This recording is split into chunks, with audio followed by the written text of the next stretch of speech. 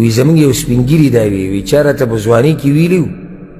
چې یو وخت به داسې راشي چې د الله دې کور ته به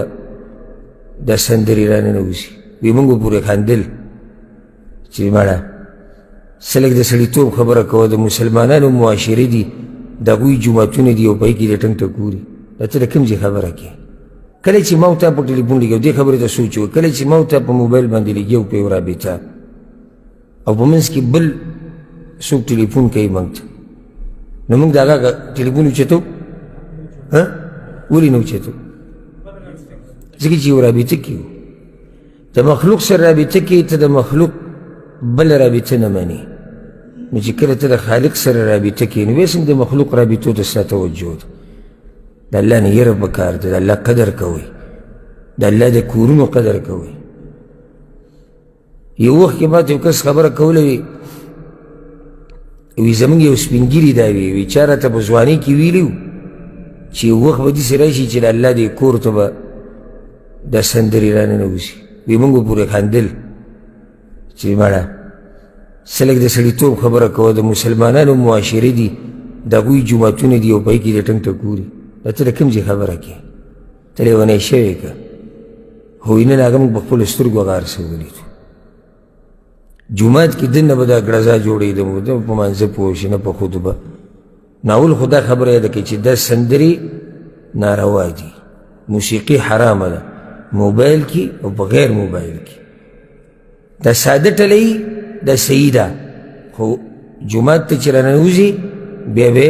سایلنټ کې غلی کې به او یا به بندې او یا به کور کې ږدي که چېرته اوس داسې وشو چې یو سړی دی موبایل یې کولی او پاتې شو که د سندرې لګولې او که نه سندرې او د غیر سندرې خبره واضحه شو که ناروا رینګ ټون پې لګېدلی دی او که ساده پې لګېدلی دی نو دی به دا بندۍ په ده باندې د دې بندول لازم دي ځکه چې د دې د لاسه تشویش پیدا کېږي هغه چا ته چې څوک دا خطبه اوري تشویش پیدا کېږي هغه چا ته چې څوک دا خطبه کوي نو دې دومره خلکو د خطبه تصویر دې دپاره خرابوي چې موبایل کړنګېږي او ځای نشم بندولی وایي چې حرکت دا دومره چې دې ځان تقوادار جوړ کړو چې حرکت نه کوي تا دا موبایل ولې نه بندو بعضو ته موبایل کړنګېږي په مانځه کې دی به داسې ولاړ ښکاري زه خو حیران دیدم دا چا ته چې موبایل کړنګېږي ده توجه یې دی مانځه ته ښه چې وروسته ورته وویل د مانځه نه به چې تا دا موبایل ولې نه بندو وایي ما توجه نه خرابوله نو ستا توجه وقبضېږي یو سړي ته د موبایل کړنګېږي دلې توجه مانځه ته زه خو یې نه منم دی پرېږده ده ته خو کړنګېږي دی خو دې سوچ کړي چې څوک به وي او څه به وي او څنګه به وي نو چې خواوشا کېدي د دوی توجه پې خرابېږي که نه نو چې د دوی توجه خشوع عجزي پې خرابه شو چې کوم خواوشا کېدي ده به څاري نو دې ټیم کې موبایل بندول واجب دي په ده باندې او که چېرته د دې د لاسه خلل واقع کېږي د خلکو په منځونو کې د هغې ذمهوار دی وي دا بعضو مولیانو کمزوري مسلې بیان کړي دي او زموږ د عوام پې داسې مضبوط ولاړي په دې کمزوري مسله چې ته به ورته حیران شي او چې حق ورته څوک بیانوي د هغه دا مسله به ورته کمزوري ښکاري لکه اوس په سب کې ځای خالي شو نو پکار دا ده چې ته ور مخکې شي او دا سب ډک کې یا د ښی طرف نه را دې خوا شي یا د ګس نه را دې خوا شي او دا سب برابر کې دا کار په تا باندې واجب دی واجب په تا باندې ولې دی ځکه چې د مانځه دپاره صفونه برابرول او یو ځای نږدې ودرېده دا واجب دی لازم دی نو چې داسې پوښتنې دې خوا کې ولاړې او دا اکثر دي چې هغه د دې مسلې نه نه خبر او د پلار نیکه قصه کوي مړې که خو دې خوا نه راشي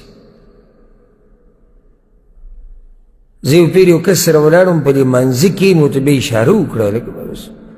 بس سب خالي پروت دی په اشارو نه پوهېږم مانځه نه بعد ورته بیا ما نصیحت وکړو ما ګوره سب کې ځای خالي و او ته نه را دې خوا کېدې ما راته اشاره وکړه بس ما چې داسې یو 2 منټو کې ته بیا روان شو دا 2 منټې چې ده ما ته کتونو په زړه کې دا وایي چې صحیح ده خو دغه جدا مذهب خبره ده زموږ مذهب جدا دی ځکه چې بعض وایي وی مولیان صاحبان وی چې دومره خپه به هم نه اوچتی چې لاندې تی سیله یې لاړی شي دومره خپه به هم نه اوچتی چې لاندې تی سیله یې لاړی شي دا د کوم ځای خبره چا دا خبره کړې ده دلته دا خوځېده اخو هغه خوځېده به وي هغې له خو به موږ یو دغه جوړ کړو یو لاره به له جوړه کړو چې هغې نه مراد هغه خوځېده دي کوم چې بې ضرورته دي دلته خو دا خوځېده د دې مانځه دپاره دي دلته چې ستا د خپو لاندې سیلۍ ځي او هوا ورننوته ستا د خپو لاندې نو دا خو د دې مانځه د مصلحت دپاره دی واجب کار دی په دې خو الله تعالی رانیسي یا یو سړی د یخنۍ والی دی او د پوزې نه به ګندګي روانې خو دی صفا کوي نو ولې زه چې زه په منځه کې نه خوځم خو الله ته دقه شان ولاړ یم په بد حال چې داسې د انسانانو ته نشي ودرېد ولې ځکه چې زه خوځم نه دا خبرې غلطې دي کمزوري دي ټولې موبایل چېرې ته په جوال موبایل چېرې د جیب کې کړنګېږي د دې بندول په چا باندې واجب دي